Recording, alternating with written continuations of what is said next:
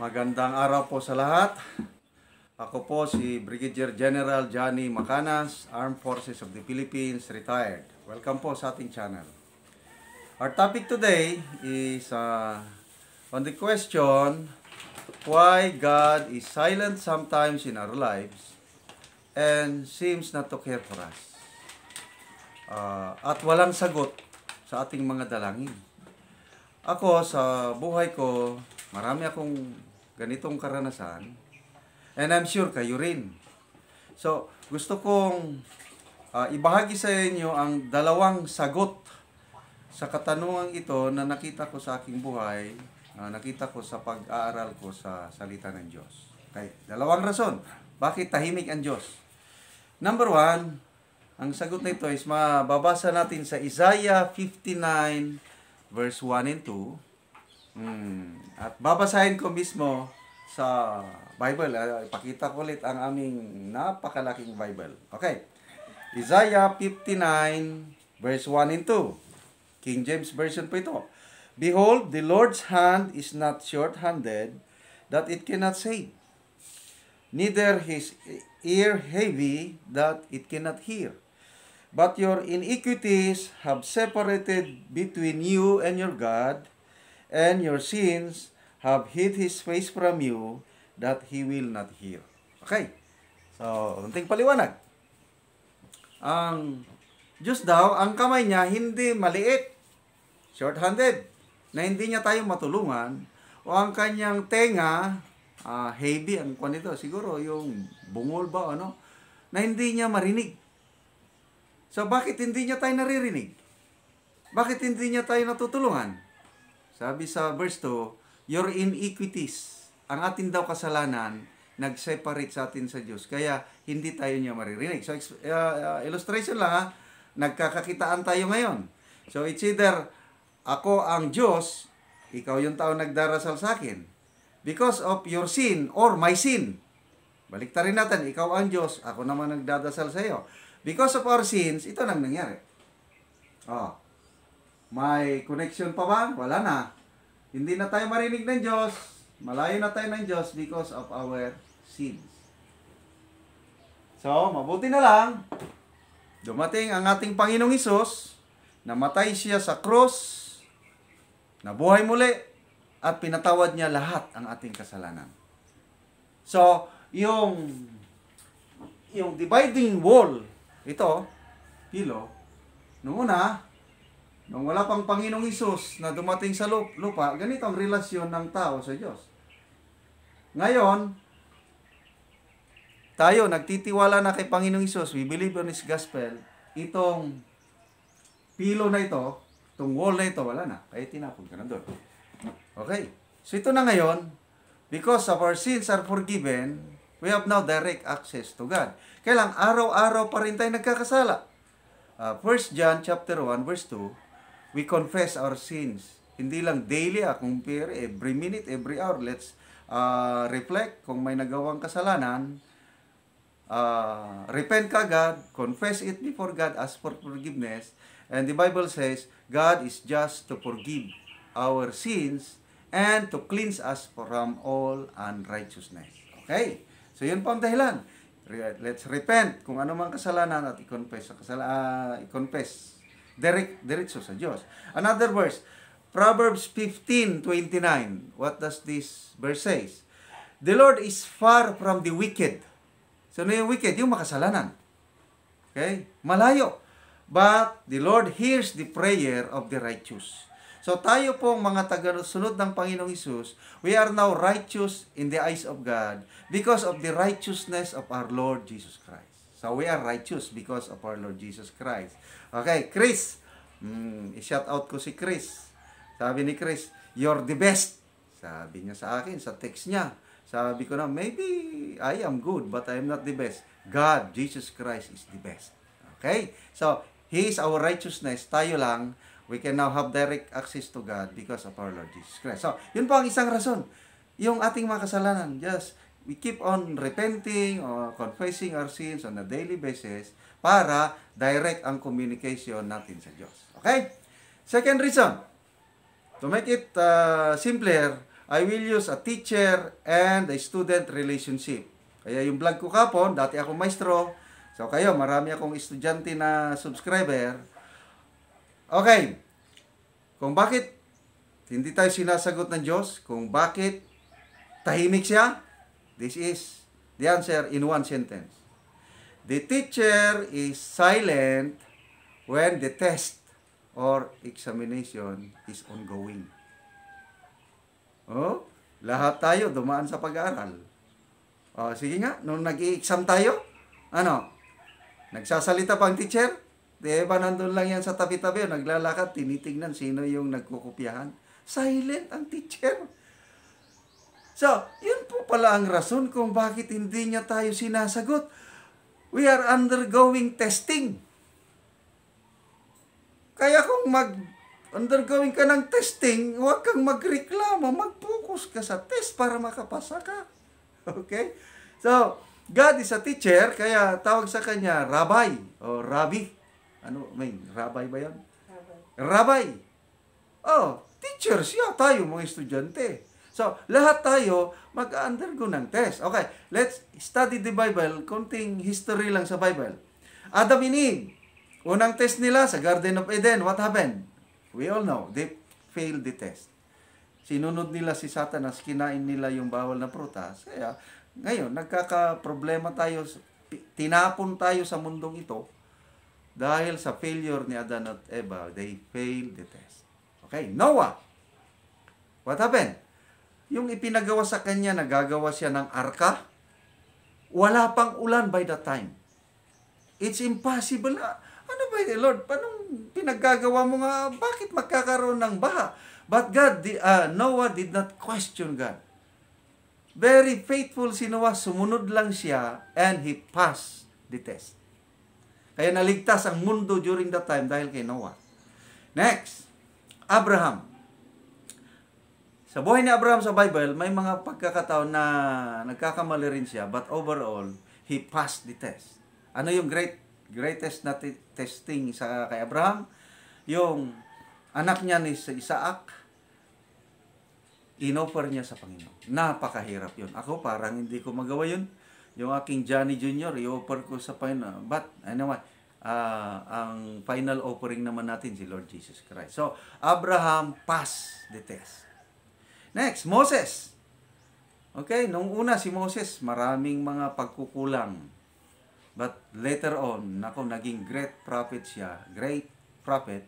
At nadala niya ang mga Israelites into the promised land. But overall, to me, Moses passed the test. He's a great prophet.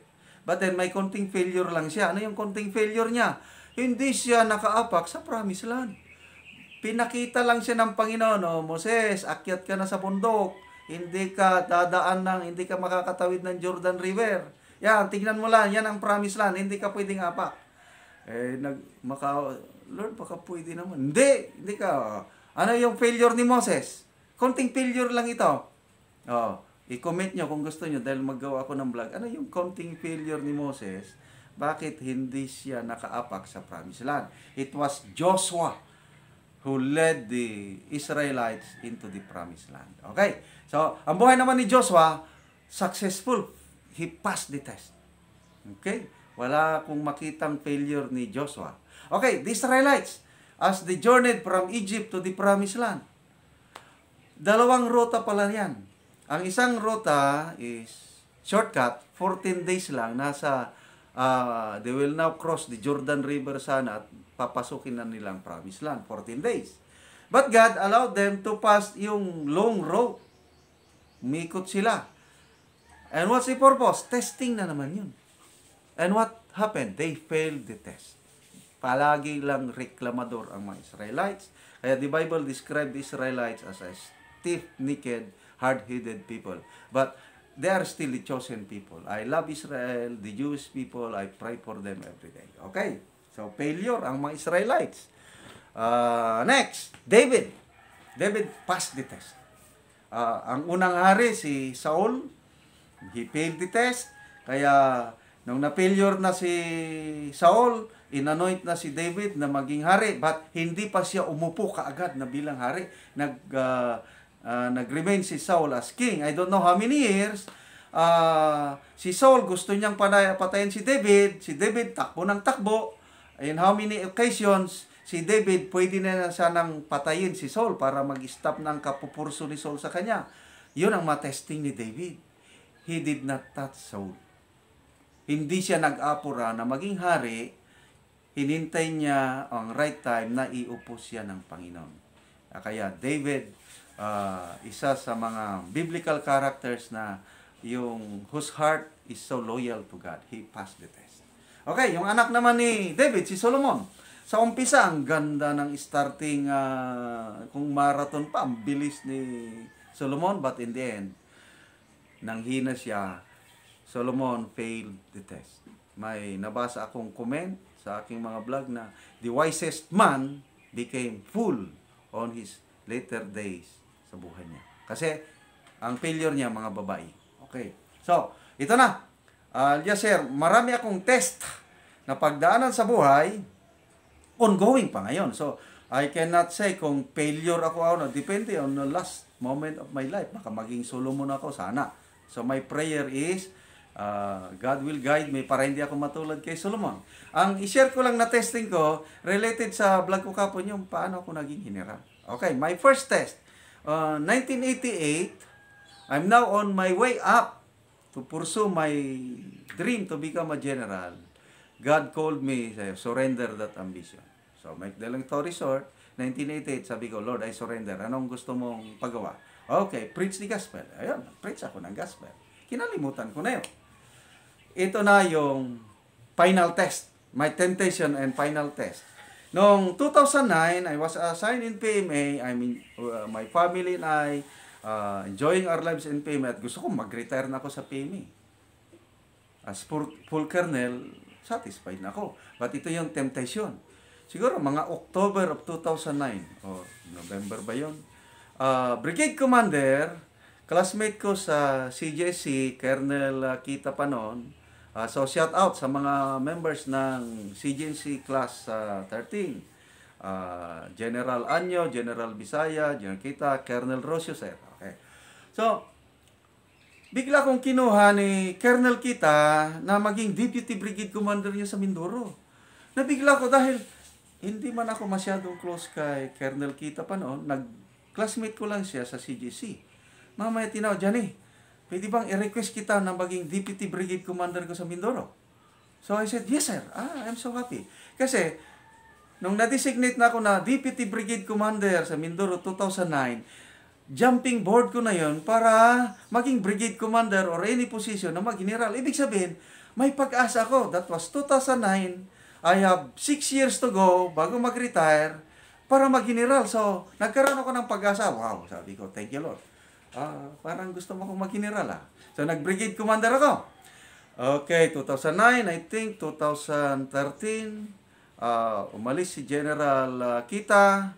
Ako ang i-recommend niya na mag-brigade commander. Pinalo up niya talaga, but hindi nagpursu. Sabi niya, sorry Johnny, bata ka pa. Unahin yung mga mas senior. Kaya ang pumalit, si Colonel Calleja, class 80. Sige sir, I can wait. So, Colonel Calleja na, later naging General Calleja, I just waited. From 2009, 2013 na, si General Calleja ng Brigade Commander ko, yan pa rin.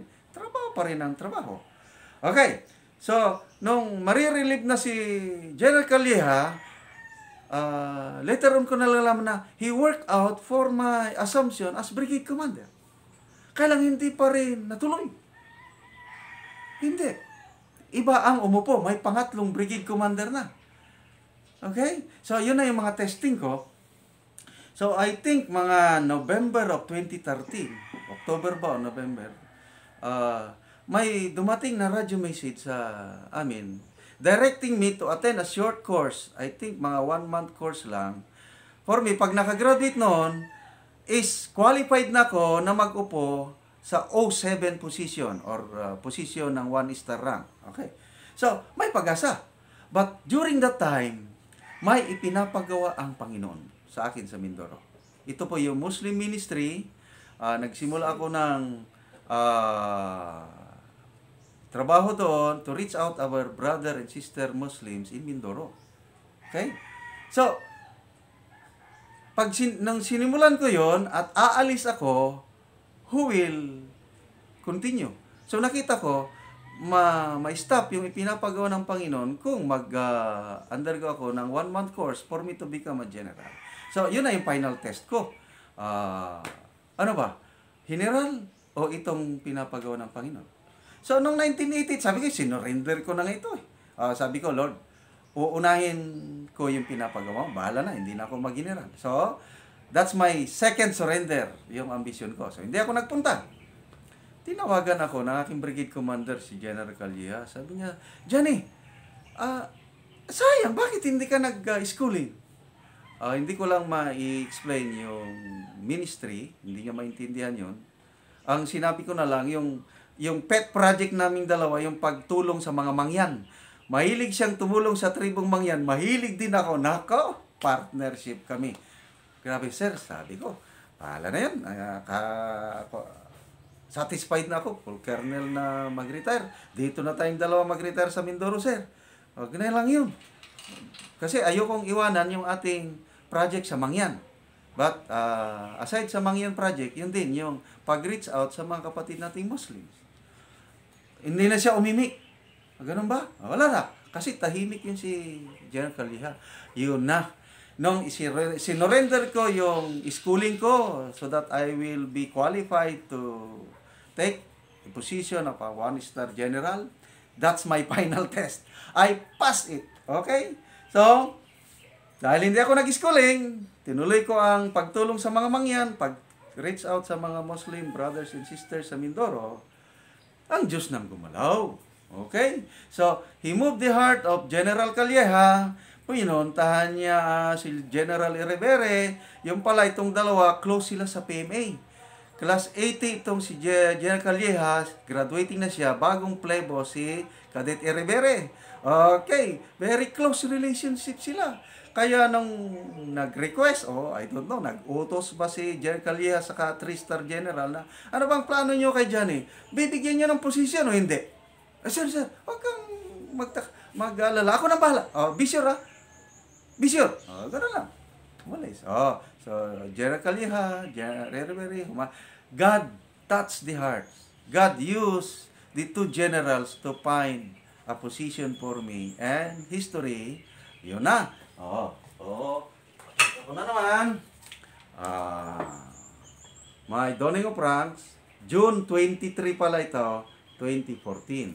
Just 2 months from my assumption as Assistant J9, April by June, nag-take out na ko, nag-donning of ranks na ko as 1-star general. So, I passed the test. So, marami pa akong testing sa other aspect of my life. Hindi ko na may share. Tanungin ko kayo, how about you, my friends, my brothers and sisters? Every day is a test. Kumusta ang yung test nyo? So, it's your choice. My prayer is for you to pass the test. So, itong COVID-19 pandemic, sa dami ng problemang umaabot sa buhay. Okay? Economically, yung nawawalan ng trabaho, nai-stranded sa abroad, nagkakasakit, natatamaan ng virus, ano pa, ang daming problema. So, ang nakita ko, this COVID-19 pandemic is a test. It can draw you away from God, or it can draw you nearer to God. To me, dahil test nga, nakita ko yung purpose niya, di nag-draw ako nearer to God. Okay. So, ito na, every day is a test, kaya every day rin, may prayer ako, may song, yung one day at a time. One day at a time, sweet Jesus, that's all I'm asking of you. Just give me the strength to do every day what I had to do. Yesterday's gone, sweet Jesus, and tomorrow may never be mine. Just lead me today, Show me the way, one day at a time. So, yun mga kapatid. Every day, may test tayo. And every day, we need God. We need this Lord Jesus Christ. We need the Holy Spirit so that we can pass the test. And we will end this life on earth on a passing grade. Huwag po nating gayahin si Solomon. Gayahin natin si Noah, si Abraham, si David.